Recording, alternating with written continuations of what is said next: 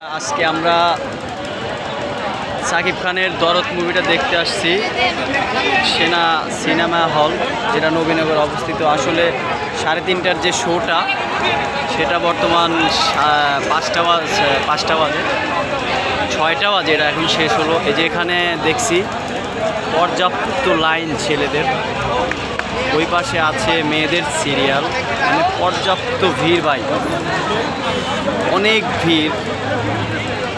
যদি আপনারা আসেন তাহলে বুঝতে পারবেন আসলে কতটা ভিড় এখানে। আসলে সাকিব খানের ছবি বলে কথা, আমি দেখি কয়েকজনের সাথে কথা বলি ছবিটা।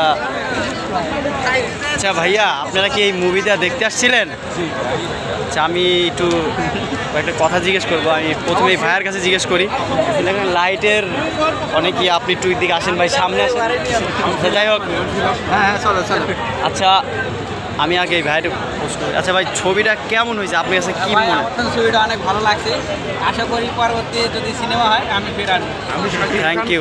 বলেন, আমি শাকিব খান ফ্যান, শাকিব খান যাই করুক আমি তাতেই আছি। আচ্ছা সমস্যা নাই ভাই। আচ্ছা, শাকিব খানের নামটা কি ছিল?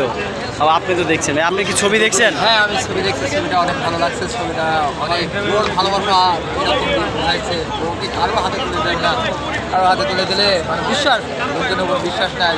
শাকিব খান এই জন্য এই ছবিটা বানাইছে, এত সুন্দর। মানে তার ছবিতে বোঝাতে চাইছে যে আসলে বউকে অনেক ভালোবাসেন। হ্যাঁ বউকে সে অনেক ভালোবাসে, বউ পাগল এক কথা কথা করছে, এই জন্য আর কি শাকিব খান এরকম করছে। এরকম ছবি যদি বানায় তাহলে কি আপনি আরো আসবেন? আমরা আবার আসবো, অবশ্যই, আবার thank ছবি you. দেখবো শাকিব খানের।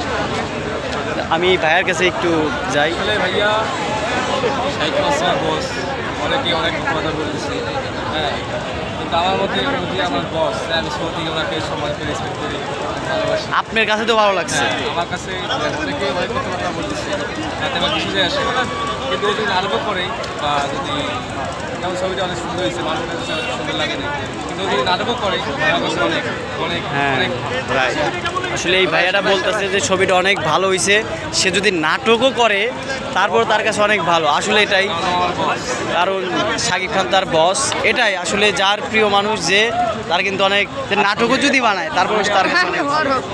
ঠিক আছে, এখানে ভরপুর দর্শক আমরা দেখতে পাচ্ছি। আমরা ইতিমধ্যে আমরা হল ছেড়ে বেরিয়ে আসছি, আসলে এটাই ভালো। যাই হোক, এখানে লম্বা একটা ছেলেদের সিরিয়াল দরদ সিনেমাটা আজকে ফার্স্ট মুক্তি পেয়েছে, আমরা সবাই একসাথে দেখলাম।